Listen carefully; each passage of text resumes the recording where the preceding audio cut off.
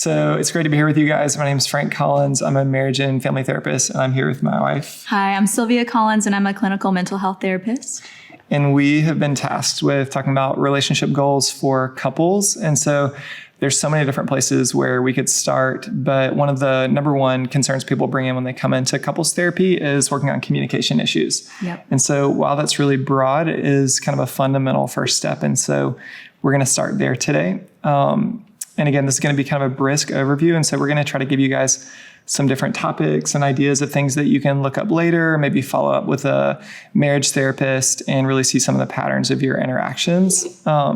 Because again, all relationships start from the place of communication, and whether that's verbal or nonverbal. And then when communication breaks down, that's really where we start to see tension and conflict and misunderstanding, which can lead to more long-term challenges and issues. Yes. So just some of the basics. Again, we communicate in a lot of different ways. So not only with our words, but also our actions and our body language. And we communicate a lot with what we don't say. So silence can also lead to a lot of assumptions and a lot of misunderstanding. And tone is really important. And we all know that. And then lack of eye contact or the presence of eye contact can really make a big difference. One thing we see with couples a lot as well, and it's always fun for us in counseling to ask people for their story, because typically at the beginning of a couple relationship, there's a lot of fun memories and passion and jokes and a lot of banter between the couple. But later on with the responsibilities and kind of seriousness of life, a lot of times the relationship has changed and there's a lot more heaviness and maybe a lot more tension, a lot more misunderstanding. And so couples find it a lot easier to communicate around fun things and things that are light and happy and exciting. But when we start to experience more challenging emotions like grief and loss and hurt and pain and disappointment, a lot of times we don't really have the language to use to communicate with our spouse and really share in those moments together. And so painful memories can be really isolating in the marriage relationship. Yeah. And a huge key part of that is identifying what we're feeling. And some of us, maybe that wasn't modeled in our family of origin, how to identify those more nuanced emotions. Because for instance, if I can tell that Frank is maybe shut down with his body language, he's communicating that something's wrong. Maybe he's quiet. And I ask him, hey, what's going on? And he says, oh, nothing, or I don't know. That was a missed moment that we could connect over that. And then that also I then don't feel as safe to connect with him because I can tell he's putting up a wall. Yeah, because her asking how I'm doing, her being emotionally aware was a reach for connection. And if I shut that down, if I'm not aware of what's going on or if I don't want to talk about it, she can feel the tension. It's almost like the elephant in the room, this being unaddressed. And so if that goes on for months and years, that can really lead to just not really feeling like you're on the same team. And so that can come from two places. It can come from we don't know how we're feeling, or maybe we do and we don't want to talk about it. I'm going to address more, what do you do when you don't know what you're feeling? And so you'll see on the screen, this is a feelings wheel. We love these in the therapy world. Right. Because, in the center of the wheel, you see the more common emotions that are easier to identify. And research actually shows that most people can name 3 emotions: happy, sad, mad. And then more nuanced emotions are typically harder to reach for because we're not used to pulling and identifying how we're feeling. And so this can be a super helpful tool to say, wow, okay, I'm actually feeling really disappointed, or I'm feeling insecure or vulnerable or discouraged. Most people, if you ask them, how are you feeling? They're good. Content. And while those aren't wrong, I would even challenge that if you were to really take a deep dive, you could pull out a more specific word. And we have a phrase in the therapy world, name it to tame it, because even just naming those more nuanced, complicated emotions can be a huge step in decreasing the distress and actually helping us navigate how to move forward with them. Absolutely. And one of the first things that we encourage people to do that struggle to identify their emotions and are still developing emotional awareness is to just journal, like Sylvia was saying, to reflect. And even if you can only identify, I feel angry, that's a good place to start. And then really start to ask yourself almost as a compassionate observer of your day or experience of what is it specifically that I'm angry about? Because we often say that anger is kind of the tip of the iceberg and there's so much more underneath the surface. And so everyone has struggled with being angry, but you may be struggling with grief or disappointment or feeling disrespected. And the solution to working through those things is going to be a lot more effective if you know that you are feeling disrespected or dishonored versus if you're grieving loss, right? And so being able to kind of parse apart our emotional state really provides clarity for us personally, but it really provides a lot of clarity for our relationships as well. So getting to share those things is vulnerable. And you can even feel the difference of saying,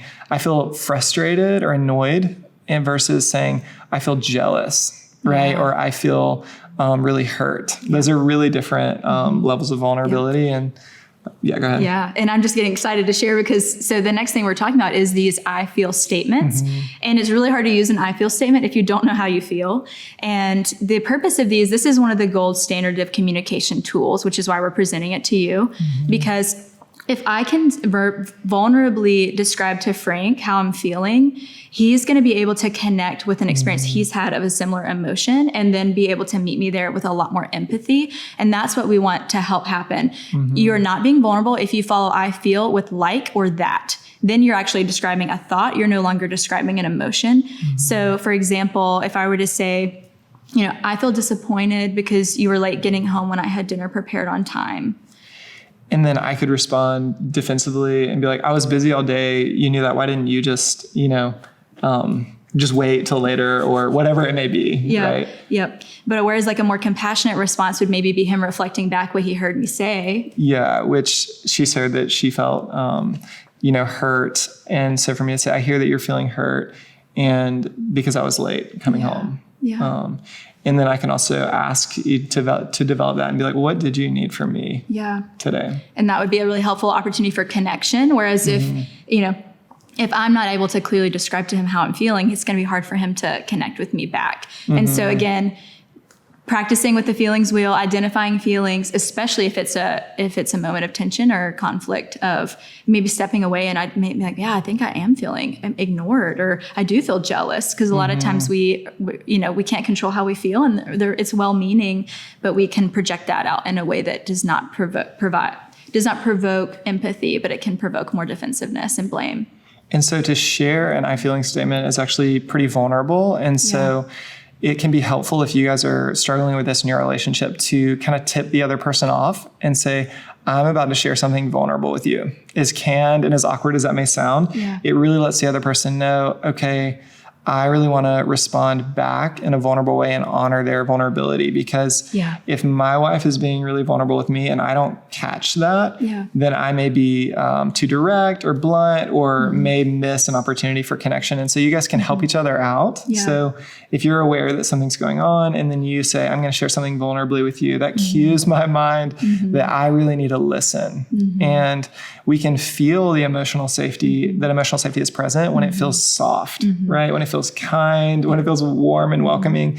If you guys are in a hostile moment, you're not ready for an I feel statement until you can kind of put those that hostility down. Yeah, and some partners out there may find that maybe their spouse does have a lot of big emotions and they're able to articulate those very well. And they're kind of like, I just cruise through life and I don't really feel a lot. And that's, a whole separate thing, but it's, trying to work hard to identify, okay, maybe I don't feel disappointed much, but let me really think about a time where I could feel disappointed. What would that feel like? So just to offer that too as a helpful reframe if people are like, well, I'm kind of happy person, and to still strive to be empathetic, even if that's not your experience.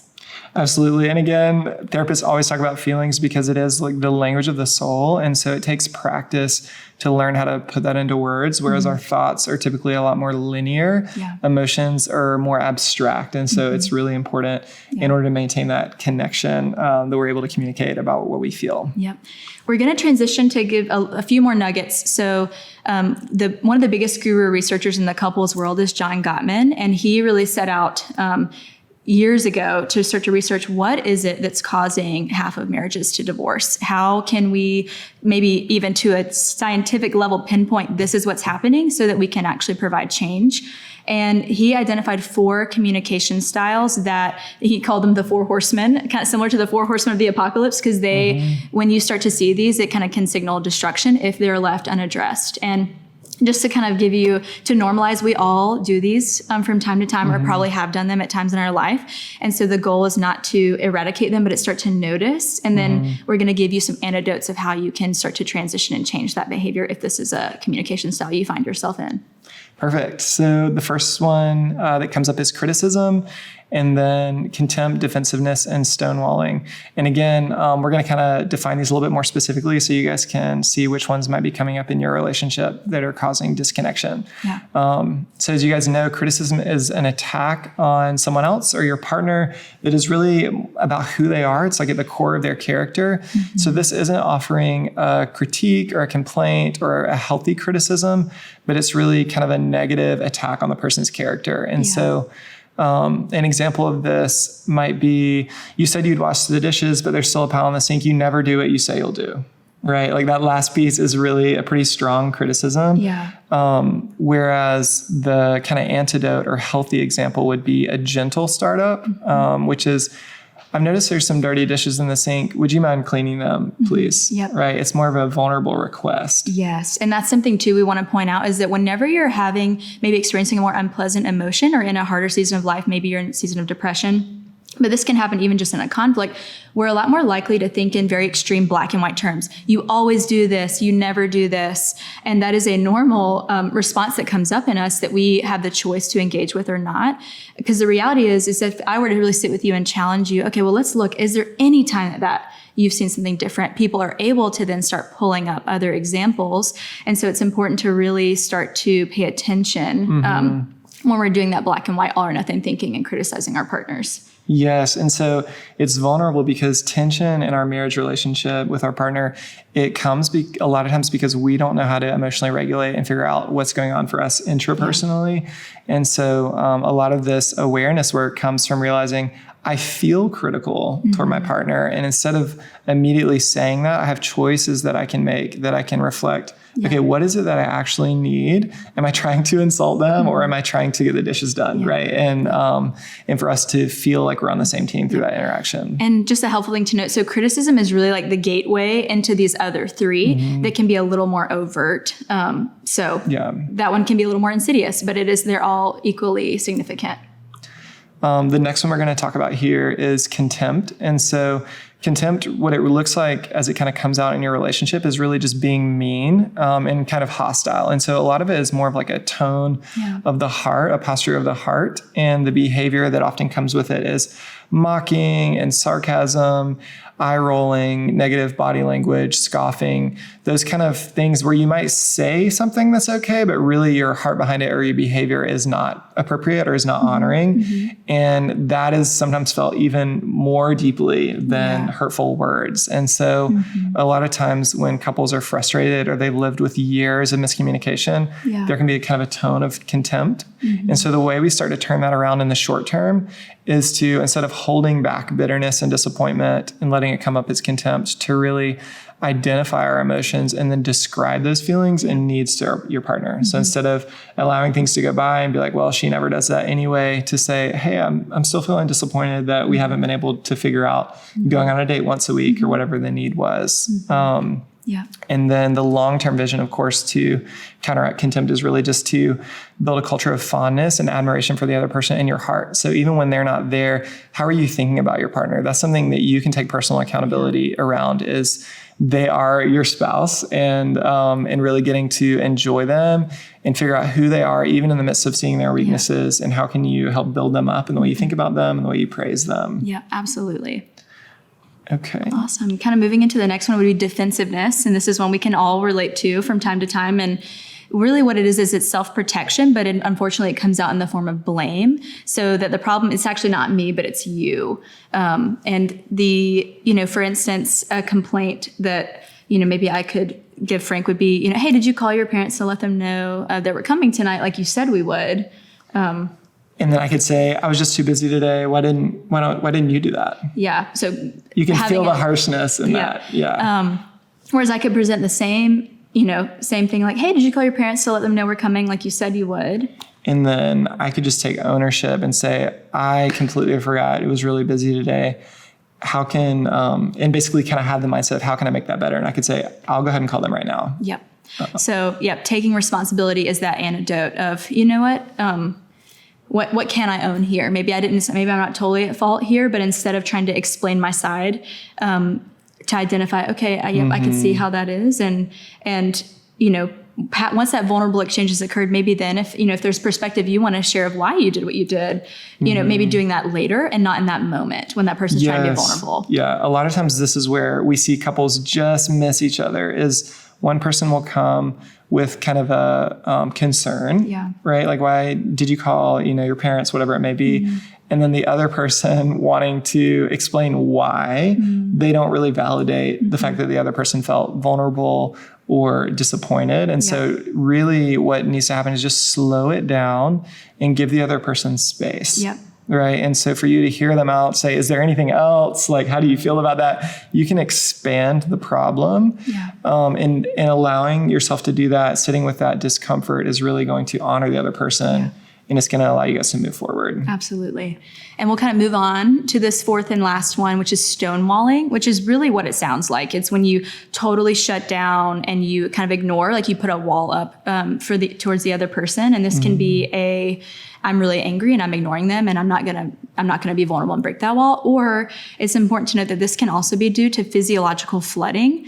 And so what that is it's when you, maybe your heart rate increases and your body starts to release stress hormones into your bloodstream, and you might even find yourself in like a fight, flight, freeze response where you're no longer able to integrate that prefrontal cortex, that higher level of thinking that helps you logically incorporate your morals and your values and how you want to respond, and you're just shut down. You can't do that. And so really what needs to happen if that's why you're stonewalling is to take a break and to help your body calm down. And it's going to take at least 20 minutes if you're in a true state of flooding for that to happen. And so having that anecdote of knowing, okay, if one of the partners, so it's the listener, starts to stonewall, starts to flood and is no longer able to engage, then they need to be able to let them know, hey, I need to take a break. So maybe you have a code word, maybe you just say, hey, I need a break. Hey, I'm flooded. And then you agree to take a 20-minute break. And the key piece is that you come back together and reconnect.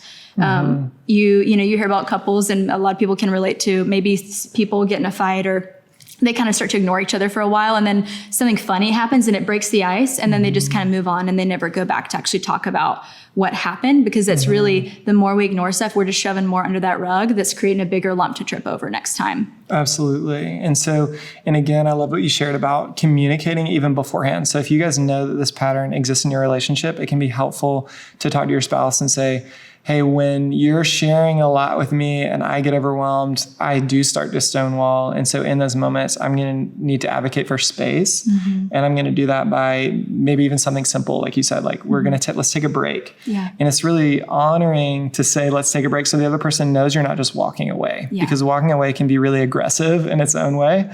And so tipping the other person off, and they can trust you that you're going to come back. And after 20 or 30 minutes is what we encourage for the person that took the break, they need to reinitiate the conversation. And that really creates emotional safety and trust that you guys can take breaks. Because a lot of times someone's sharing a lot and flooding another person because they're afraid that'll be their last chance. Right. And so the person who feels overwhelmed, the responsibility needs to be on them to reinitiate. And then, like you were saying, bring in the process of reconciliation, which is so important for relationships, because conflict can really lead to intimacy. It's just a normal part of communication. But a lot of times we see conflict leads to disconnection and isolation. And so reconciliation comes from a place of humility and listening and being vulnerable with each other. And if you guys can't really navigate that reconciliation process on your end, that could be helpful to talk to maybe another couple that you trust, or even talk to a marriage counselor just to help you work through those skills. Even if you're not in crisis, we love meeting with clients who are just trying to work on their relationships, right? It's so much easier to give you skills in 1 or 2 sessions than to try to piece together the relationship after years of hurt and miscommunication. Because the average person waits 7 years after marital conflict begins before they seek help. And at that point, there's so much ground laid and so much trust broken. And so we would really urge you not to wait that long if you're noticing any of these patterns. And so some people, we look at therapy as like getting your oil changed. Just say, we're just checking in. It doesn't have to mean that something's wrong. Absolutely. Yeah. So we hope these kind of topics have been really helpful. We know it was brief, and feel free to look up any of these resources online. Again, it's the Gottman Institute, the Feelings Wheel, and then the 4 Horsemen of the Different Postures, the I statements. Yep. Thank you guys for having us. We look forward to answering questions after this. Yep.